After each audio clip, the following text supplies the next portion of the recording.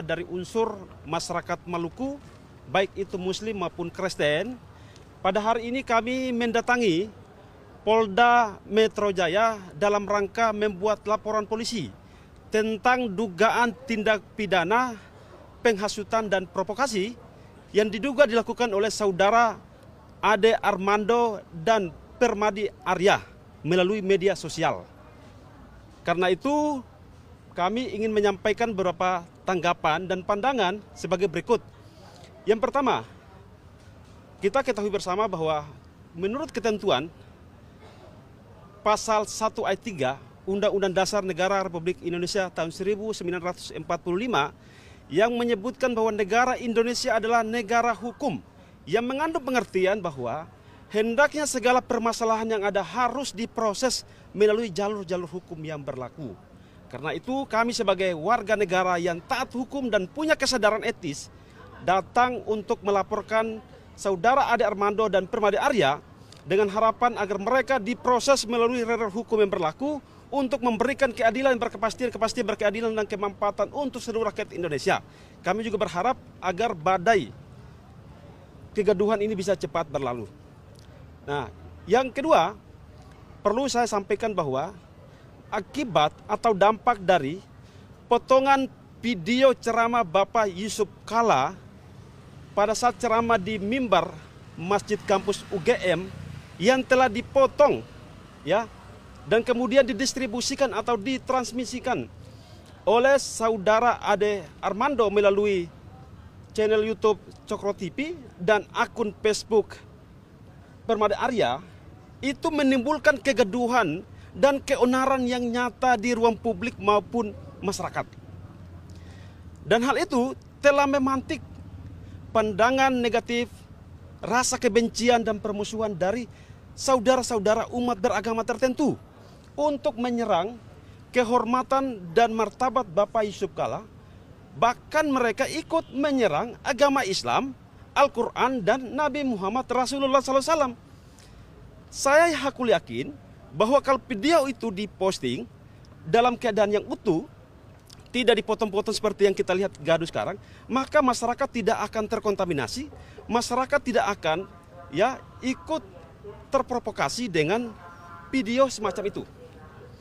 Dan yang kami perlu sampaikan bahwa ketika persepsi atau paradigma masyarakat terbentuk secara negatif karena mengkonsumsi referensi video itu sebagai kiblat informasi, maka ini berbahaya khusus untuk kami masyarakat Maluku dikhawatirkan mengingat memori kelam dan trauma kolektif orang Maluku yang dulu pernah terseret dalam arus konflik komunal yang sangat deras. Dan kami perlu tegaskan bahwa kalau seperti itu, maka dari konteks video yang dipiralkan oleh Ade Armando dan diduga Ade Armando dan kemudian Permadi Arya, itu sudah memenuhi unsur niat jahat atau mensreah. Jadi apa maksud mereka memotong video itu? Jadi kalau mereka mempublikasikan secara utuh, otomatis video itu dipahami secara komprehensif, tidak kehilangan makna substansi dari ceramah itu. Tapi karena dipotong menjadi gaduh. Yang ketiga, perlu kami tegaskan bahwa dengan potongan video ceramah Pak JK yang diposting, kemudian disertai dengan narasi penghasutan, provokasi, manipulatif, provokatif, dan konfrontatif, itu membentuk persepsi negatif masyarakat di ruang interaksi sosial masyarakat. Saya memberikan contoh misalnya, beberapa media lokal di Maluku memberitakan permasalahan ini, itu telah membuat masyarakat umat beragama di Maluku itu terbelah dalam memandang permasalahan ini. Ada saudara-saudara kita, saya kasih contoh misalnya yang Muslim, menganggap bahwa Pak JK itu adalah seorang arsitek perdamaian yang punya andil dan kontribusi nyata untuk mendamaikan konflik komunal antar umat beragama saat itu. Sehingga apa yang disampaikan itu bukan penistaan agama, tetapi menyampaikan tentang refleksi historis, menjelaskan fakta sejarah sebagai seorang pelaku sejarah. Tanpa Pak Yusuf Kalla tidak mungkin ada namanya Perjanjian Malino 1 dan 2. Itu buah andil dan kontribusi besar bagi masyarakat Maluku dan Poso. Nah, ini yang kemudian kami perlu sampaikan bahwa jangan sampai ya potongan video itu berimplikasi pada kehidupan sosial bermasyarakat kami orang Maluku. Jangan sampai ekosistem pluralisme, multikulturalisme, dan toleransi antar umat beragama yang kami selama ini rawat dan melestarikan dengan baik, itu pada akhirnya dapat dirusak dengan narasi-narasi fitnah seperti itu.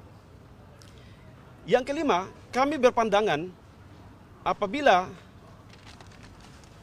narasi yang disampaikan oleh Ade Armando yang disertakan dengan video itu menjadi utuh, maka masyarakat itu tidak terprovokasi. Karena mereka sudah memahami benar apa yang disampaikan Pak JK itu tidak sebatas narasi sepanggal itu yang menyatakan bahwa kenapa konflik itu didasarkan kepada agama atau kenapa agama itu menjadi konflik seperti Poso dan Ambon. Beliau perumpamakan seperti itu. Lalu kemudian situ beliau menyatakan bahwa karena kedua-duanya berkeyakinan, berpandangan Islam maupun Kristen membunuh atau dibunuh atau menewaskan itu masuk surga sahid. Tetapi kemudian dalam akhir ceramahnya Pak JK membantah dengan mengajukan sebuah pertanyaan kritis, ya, bahwa di mana tunjukkan kalau ajaran agama Islam dan Kristen itu mengajarkan membunuh orang yang tidak bersalah itu masuk surga. Artinya beliau menegaskan dengan membuat sebuah pernyataan untuk mengoreksi, mengkritik paradigma pemahaman fanatisme buta orang-orang yang dulu berkonflik, maksudnya bukan orang Islam Kristen saat ini, yang dulu berkonflik. Jadi kalau beliau bicaranya adalah dulu orang-orang berkonflik, pemahamannya begitu. Maka untuk mengkomparasikan ya narasi itu tidak bisa kita menggunakan kitab suci Al-Quran dan Injil, kecuali Pak JK dalam posisi menginterpretasikan atau menafsirkan teks-teks dogmatik sebagai seorang teolog. Beliau tidak pada kapasitas itu. Beliau menjelaskan tentang fakta historis dan pengalaman empiriknya. Jadi kalau kita mau komparasikan harusnya kita menyatakan, ayo kita tanya ke orang-orang Maluku atau Poso yang dulu berkonflik itu, benar nggak pernyataan Pak JK itu? Cara pandangnya harus begitu. Jadi bukan dengan kita menyatakan Alkitab atau Al-Quran tidak menjelaskan. Memang beliau tidak pada posisi menjelaskan apa yang disebut dalam Alkitab dan Al-Quran. Itu pemahaman yang keliru. Nah, yang berikut lagi, kami perlu sampaikan bahwa setiap orang dengan sengaja tanpa hak distribusikan atau mentransmisikan sebuah informasi elektronik atau dokumen elektronik yang sifatnya menghasut, mempengaruhi atau mengajak orang lain sehingga menimbulkan rasa kebencian dan permusuhan terhadap individu, kelompok masyarakat tertentu berdasarkan ras, etnis, warna kulit, dan agama serta disabilitas, itu bisa dipidana. Nah, dengan demikian itu penegasan singkat tujuan kami datang ke Polda. Mungkin ada pertanyaan dari teman-teman media? Berapa Bang tadi ketemu ya dalam laporan yang diterima? Ya, sudah diterima. Oleh SPKT, ya, laporan kami sudah diterima. Pasal yang dilaporkan? Pasal yang dilaporkan itu dugaan sementara itu menggunakan pasal 43 kalau tidak salah, ya, Undang-Undang Nomor 1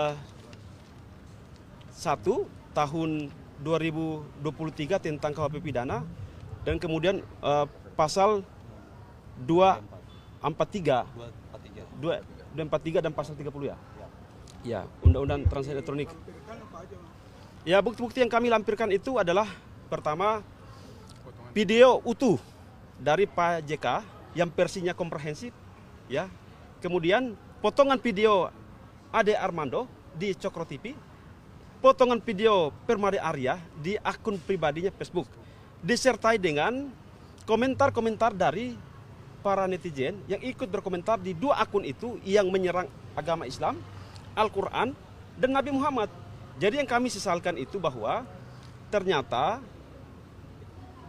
efek atau dampak negatif dari postingan potongan video tersebut itu membuat orang-orang bukan hanya menyerang dan menghina Pak Yusuf Kalla, tetapi ikut menyerang dan menghina ajaran agama Islam, Nabi Muhammad, dan Al-Quran. Nah, ini yang kami perlu mau mengklirkan, sehingga kami berharap keduanya dipanggil, diproses melalui jalur hukum berlaku agar kegaduhan ini cepat bisa berlalu. Pertanyaan spesifik apa yang dilontarkan Ade Armando dan Permadi yang dilaporkan? Pertanyaan spesifik dari Ade Armando dan Permadi, yang mana video yang spesifik, kalimat yang mana?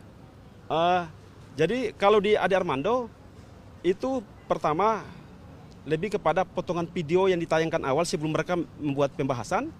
Tapi yang kedua kemudian dia semacam mendaur ulang narasi antik tahun 60-an tentang peran dan kiprah Pak JK yang diduga dulu ikut melakukan ya pembakaran terhadap rumah-rumah ibadah. Itu dia mencoba untuk mendaur narasi itu. Menurut saya ini sudah narasi usang dan tak pantas dia menjadikan itu sangat sensitif.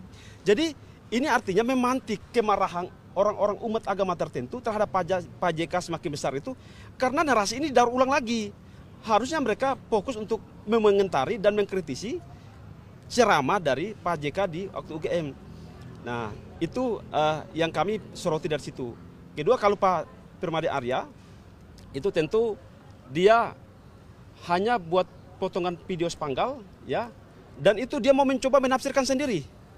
Menafsirkan bahwa seakan-akan dia menyudutkan Al-Quran. Jadi dia mengkomparasikan dua kitab itu, ternyata di Injil itu hanya menjelaskan tentang bagaimana kita mengasihi musuh. Sementara Al-Quran itu akan memerintah tentang permusuhan. Nah, dia bukan mufasir, bukan seorang muhadis, bukan ahli Quran dan hadis yang bisa menafsirkan ayat Al-Quran, itu berbahaya loh.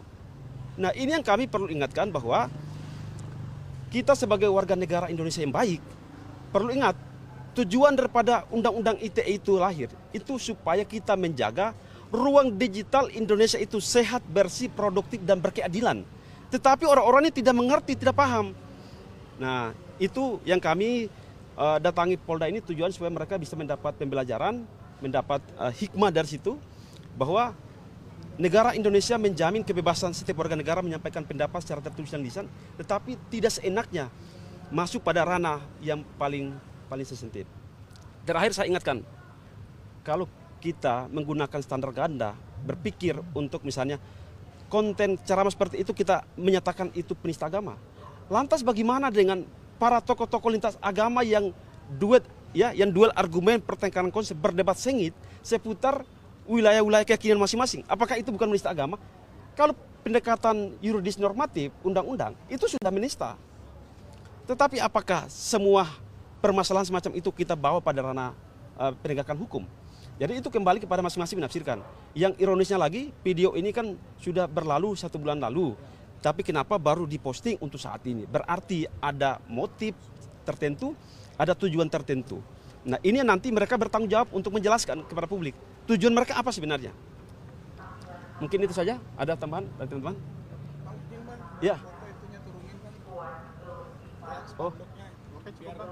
Oh iya ya. Siap. Apakah ada pertanyaan dari teman-teman? Cukup ya? Mau foto LP-nya bang, boleh ditampilin bang kamera bang. Ya. Ini boleh bang. Nomor apa ini bang? Kamera Ya bang. ada. Jadi ini kami dari aliansi Profesi Advokat Maluku bersama masyarakat dari unsur Kristen maupun Islam. Tapi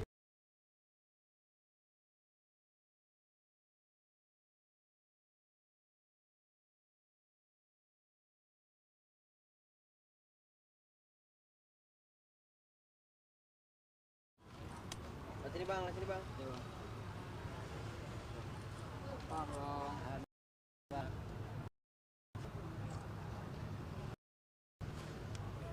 Oke bang.